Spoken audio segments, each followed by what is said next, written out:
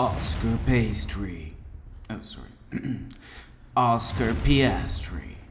Who is he? He's last year's Aussie rookie who crashed into F1 after winning F2 and F3 back to back. Damn, this voice is tiring. Anyway, I'm making him a drink today. Hello and welcome to Drives As Drinks, the show where I make cocktails inspired by the world's fastest racing drivers. And today, we're making a drink for the pastry man himself, Oscar Piastri. Because of his stellar drive in Hungary. Yeah, I'm way too late with this. He deserves a drink. And what better way to do it than with an Espresso Martini with an Aussie twist. And I'm using Mr. Black coffee liqueur to do it. Not sponsored by the way, but if you ever want me to. Crashing into F1 is a good description for him. Well, he took his Alpine contract, tore it up, flipped him the bird, and put up one of the greatest bluffs done by a rookie, switching sides to McLaren. Huge props to his agent. Who is he again? Oh, Mark Webber, that guy. Fantastic guys, not bad for a number 2 driver. From snatching the F3 title from Logie Bear straight to the F2 title and crash landing into F1. Wait, when was he born? Just out of curiosity. 2001? And his middle name is Jack? Oh, that's just perfect. You'll see in a second. How about Logan actually? Really? 5 days? Oy vey, I'm getting old. The dream is truly that, people. His rookie season was definitely impressive, keeping his own compared to his teammate and delivering a sprint win for the team in Qatar last year. Two making the Mercs shit their bricks last time out in Spa, and now in Hungary getting that elusive first win. Side note, he absolutely deserved the win. I mean, I don't condone the way McLaren handled the situation, but it was the right result in my eyes. At least, I think Lando needed to put his big boy pants on and not give the place up when he's a main title challenge to Max at the moment. I ain't gonna complain. We got another major win.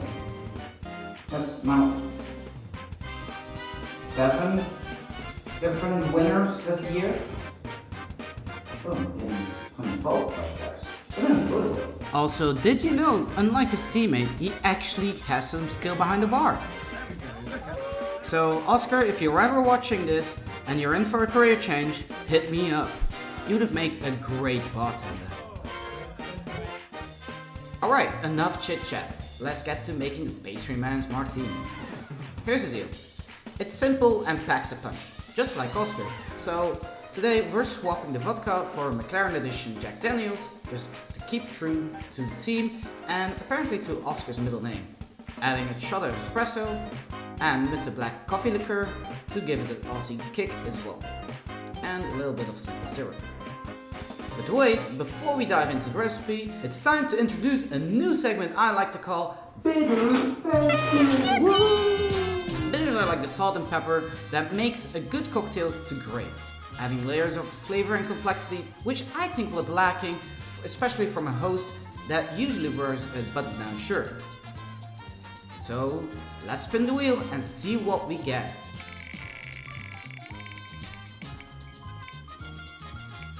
Would you look at that? Chocolate bitters! Perfect for giving this Espresso Martini a deep and luxurious and a little chocolatey flavor. Alright, now for the recipe, I'll be combining 35 ml of the Jack Daniels, 35 ml of Mr. Black's coffee liqueur, a shot of espresso, which is most of the time 40 to 50 ml. And because Mr. Black isn't as sweet as you would say Tia Maria or a Kahlua, I'll be adding a little bit more than usual. So normally I would say 1 bar spoon, but I'll be going with 2 this time. And lastly, of course, 2 to 3 dashes of chocolate bitters.